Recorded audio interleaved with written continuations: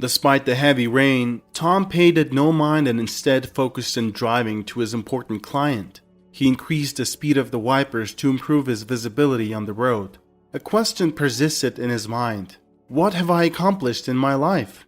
He struggled to recall any happy memories at that moment, feeling weighed down by the exhaustion of working as a cab driver, coupled with the constant pressure from his irate manager. From the very beginning of his employment with the company, Tom's manager had never taken a liking to him. This was perhaps the reason why he had been assigned an old cab that sounded like it needed maintenance a long time ago.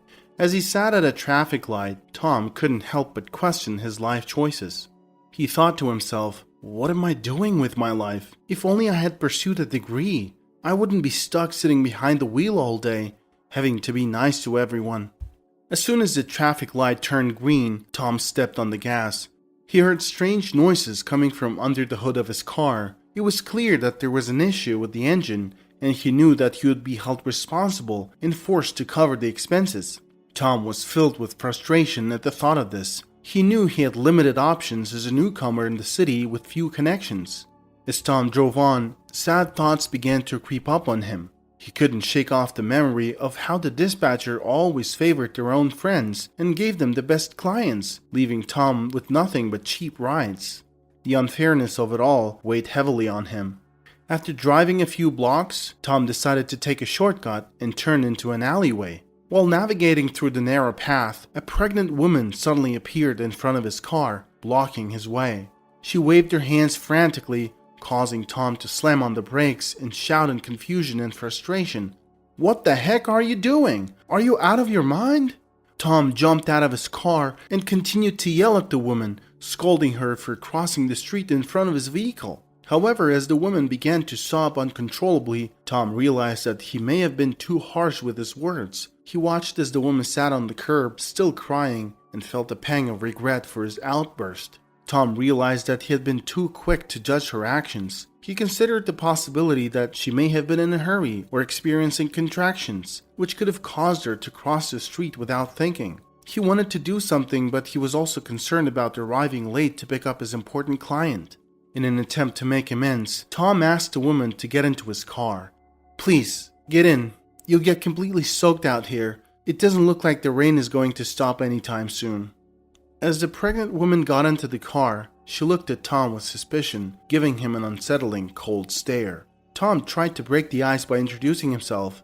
"I'm Tom, a cab driver." However, the woman's unexpected response caught him off guard. "I'm Natalie, ex-convict."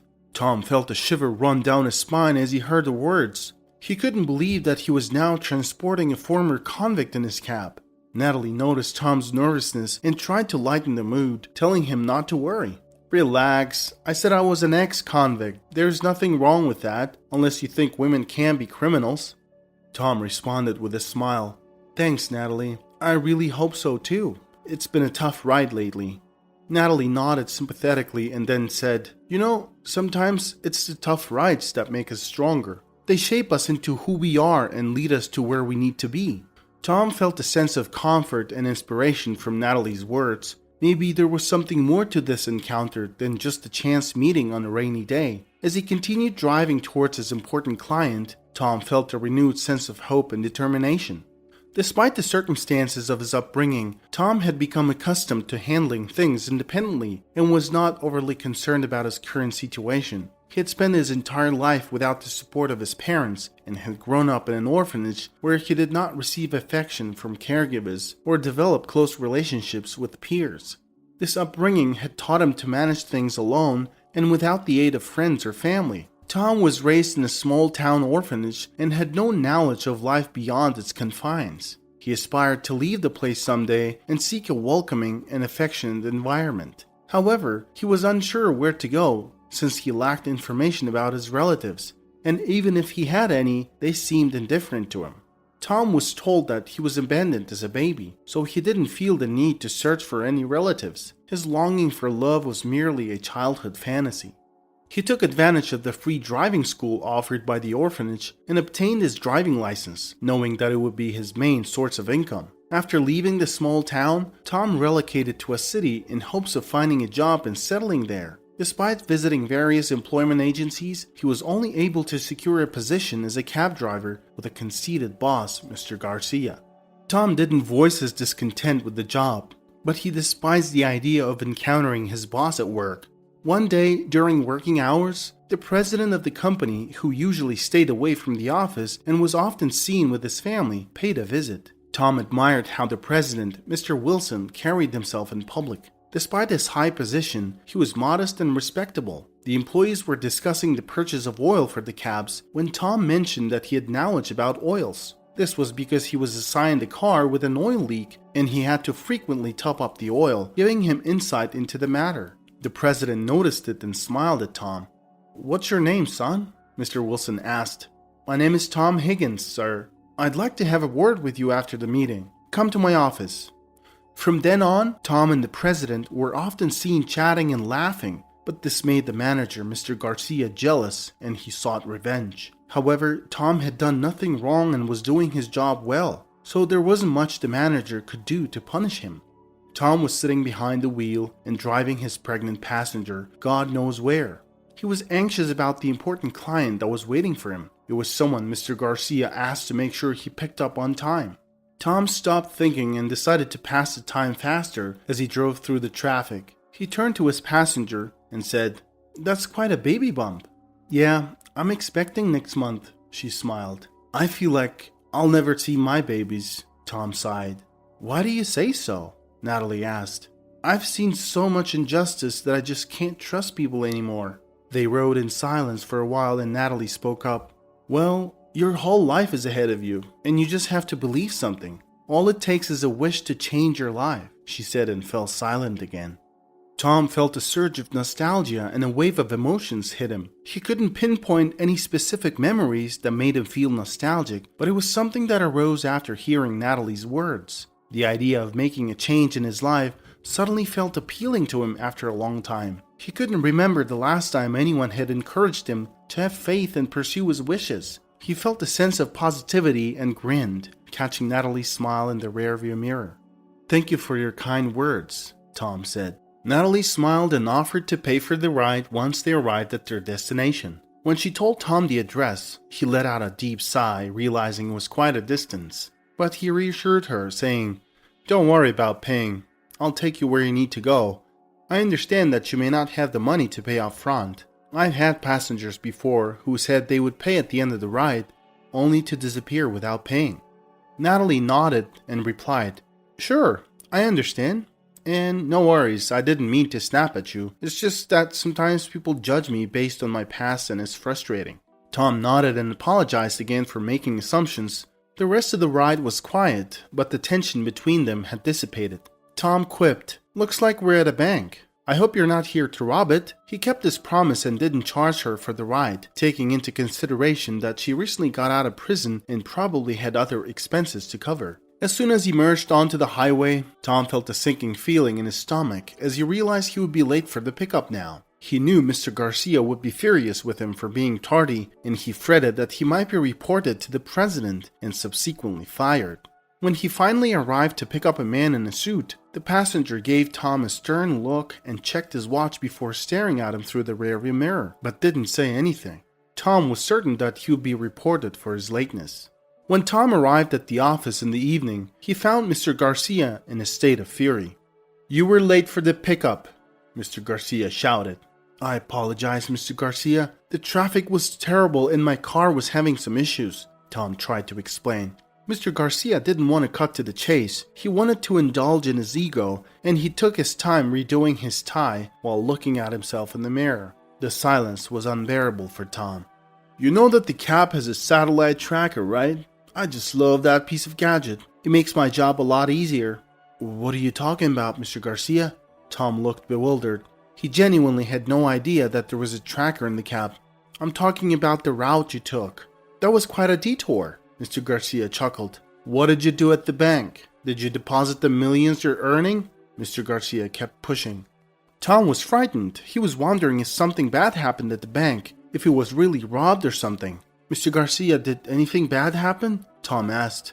"That's bad enough to punish you," Mr. Garcia replied. I'm just wondering how I can do that so that you remember it for a while. He smiled. Can I pay a fine instead? I promise it won't happen again, Tom pleaded. You have the guts to tell me what to do now, huh?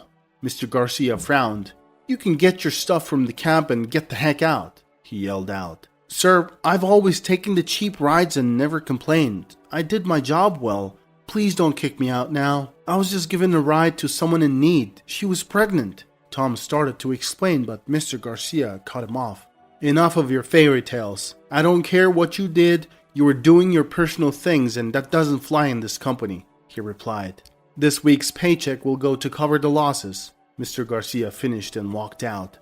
What losses, sir? Tom didn't get any answer. He didn't know what to do. He thought of what Natalie said about changing your life. This wasn't what he expected.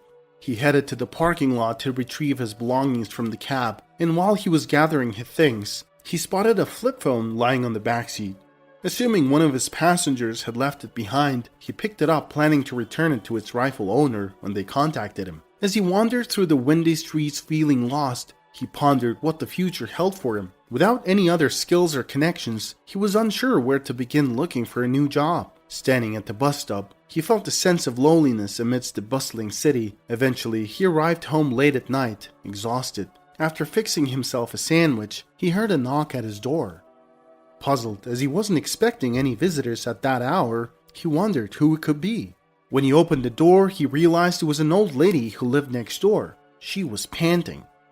Hi, I'm sorry for bothering you this late. Could you help me get my kitten from that tree over there? She asked, breathing heavily. Tom was amused at how many weird things were happening today. He quickly got dressed and went outside. He didn't ask any questions and went climbing up the tree right away.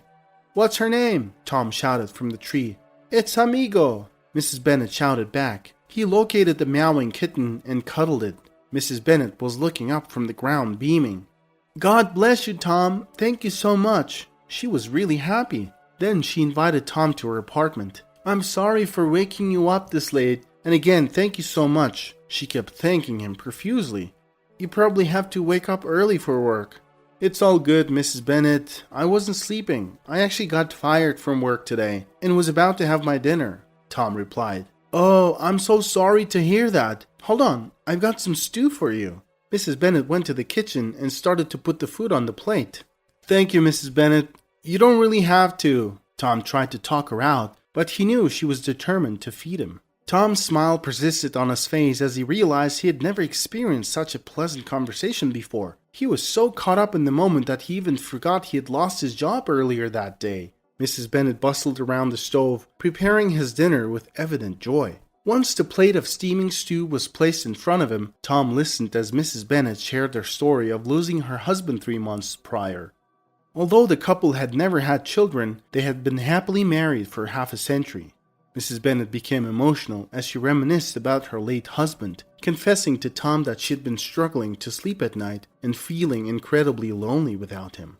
Mrs. Bennett prayed to God to help her overcome her loneliness, and a few days ago, she found a kitten on her doorstep. She saw it as a sign and took it everywhere she went. However, this afternoon, while on a walk, the kitten, whom she named Amigo, jumped out of her arms and ran away. Mrs. Bennett spent the whole evening searching for Amigo, but returned home exhausted and unsure of what to do next. At night, when she couldn't sleep again, she heard meowing from outside. When she went out, she realized the kitten was up on the tree. That's when she knocked on Tom's door. She told him that she had seen him a couple of times and knew that he would probably be home. Tom explained he left home early and came back late. That was his routine. All right, Mrs. Bennett, I better get going. Gotta get some sleep. I'm tired. Had a busy day. Tom sighed heavily and got up. Thank you so much for your kindness, Tom. Drop by sometimes. We're neighbors after all. Mrs. Bennett smiled. I will.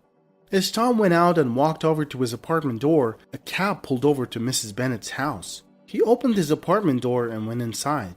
It felt suspicious because Mrs. Bennett didn't mention she was expecting any guests, especially this late at night. He moved the curtain to see who's getting out of the cab. It was dark outside and he couldn't really see the face, but it was clear it was a woman. She slowly limped over to Mrs. Bennett's door and knocked. A moment later, Mrs. Bennett opened and embraced the visitor. Tom realized it was someone she knew and smiled and went back to his bed. He lay in his bed trying to fall asleep.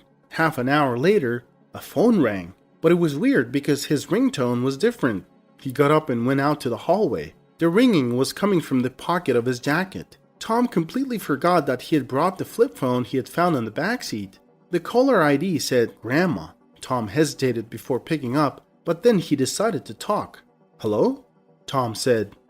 Hi, sir. I'm sorry for calling you this late at night. My granddaughter left her phone in your cab. Could you bring it to the address I will give you? We'll pay for the delivery, sir.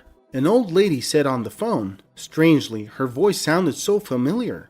Yeah, sure. I can do that, but I'm already home. Can I deliver the phone to you tomorrow? Tom asked. That's not a problem at all. Thank you, sir. He heard on the other end.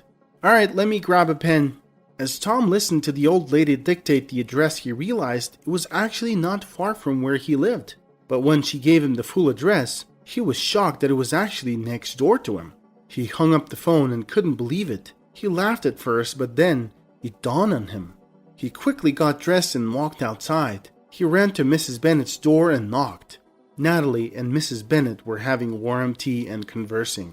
Oh wow, that was pretty fast, Natalie noted when she heard the knock on the door. Grandma said that it must be someone else. The cab driver said he was coming tomorrow though, she said and headed for the door. When Mrs. Bennett saw Tom smiling at the door, she was surprised. Hey Tom, come on in. I thought it was the cab driver delivering Natalie's phone, she said. Tom didn't say anything. He just stood there barely holding his grin. As they walked to the living room, Mrs. Bennett shouted, Honey, I want you to meet Tom, the handsome man that I told you about. He got the amigo from the tree for me not long ago. Tom and Natalie exchanged glances and smiled at each other. Mrs. Bennett appeared perplexed as she observed them. Is there a problem? Did I say something inappropriate? She asked, wearing a puzzled expression. Tom reached into his pocket and retrieved Natalie's phone. Here you go. Don't want you losing your things. Who knows, next time I might not be your driver, he quipped with a chuckle. As Tom spoke, Mrs. Bennett suddenly realized that the cab driver Natalie had mentioned earlier was actually Tom himself. She was taken aback by this revelation. Tom and Natalie both laughed and glanced over at Mrs. Bennett. Following their amusing discoveries, they all sat and conversed for another 2 hours, enveloped in a welcoming and amicable ambience.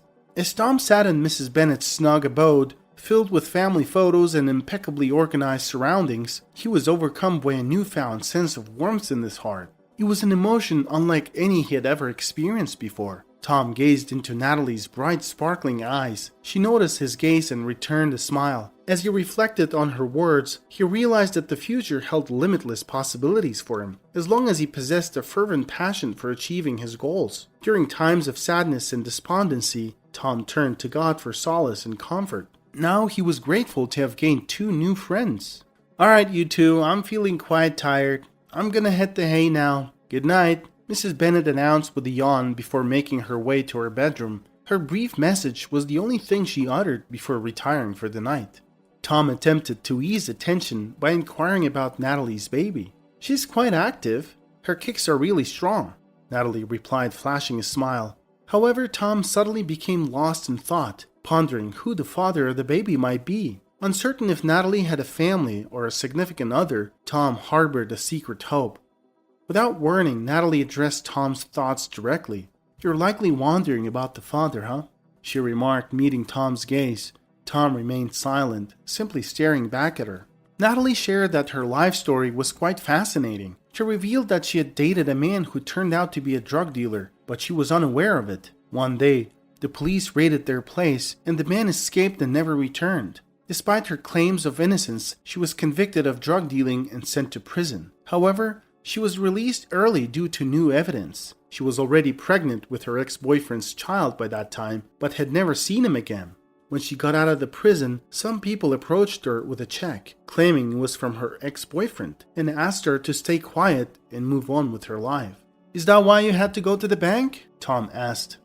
Yup, she replied. No wonder you forgot your phone, Tom joked. I knew you would say that, but no, he didn't give me millions. I didn't really expect a lot either. You know, I was actually content with what I had in my belly. Natalie smiled and softly rubbed her belly. "Where are your parents?" Tom asked. "No idea. They left me at the orphanage when I was like 10 months old," she said. Tom was taken aback by this sudden revelation. He felt like there were too many unexpected developments for one day. He said he better go get some sleep and leave some room for revelations tomorrow.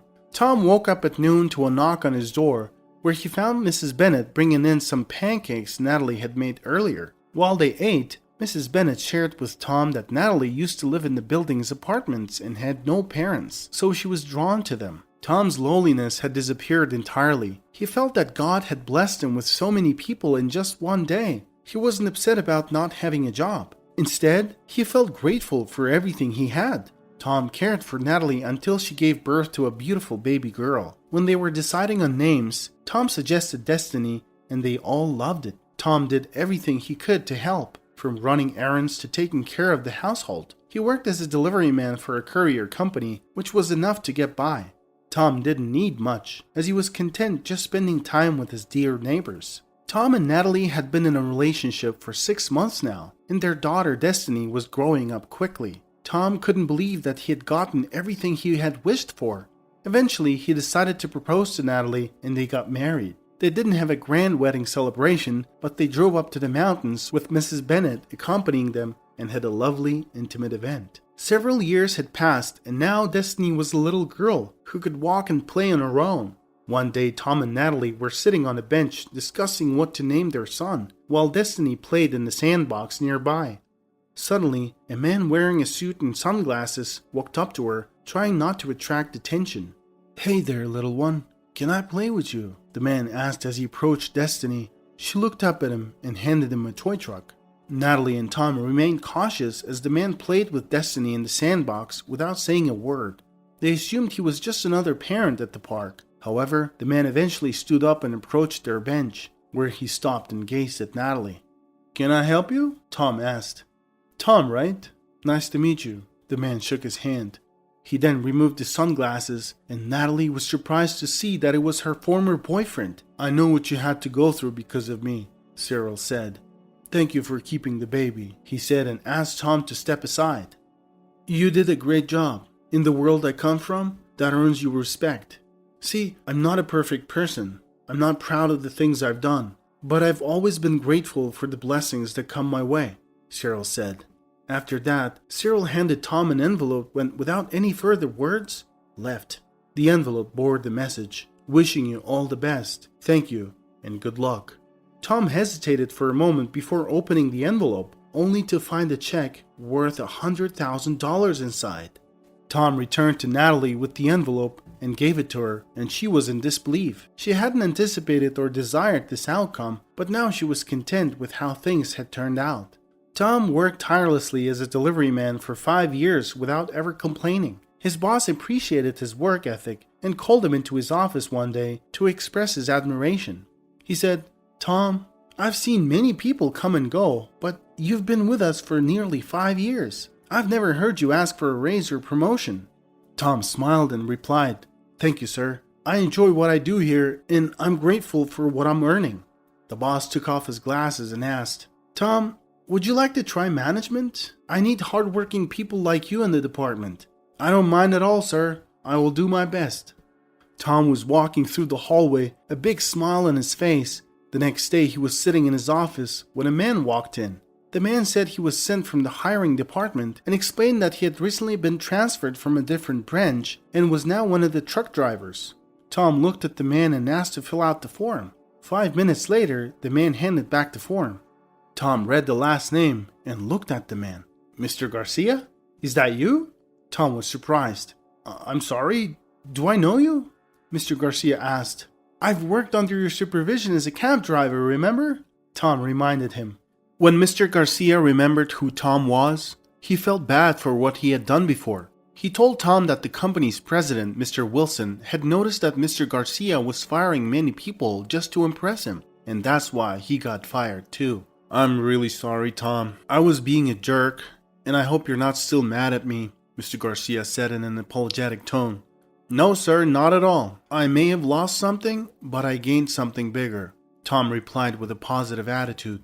After the conversation, Mr. Garcia learned that Tom had been promoted to a higher position in the company and was now in charge of the department where Mr. Garcia was working. Initially, Mr. Garcia felt uneasy about the situation, considering his past behavior towards Tom. However, he decided to put his best foot forward and work hard to make things right. Tom, on the other hand, had no ill feelings towards Mr. Garcia and was willing to give him a chance to prove himself. He recognized that everyone makes mistakes and believed that people can change for the better. Tom was also impressed by Mr. Garcia's willingness to take responsibility for his actions and his sincere apology.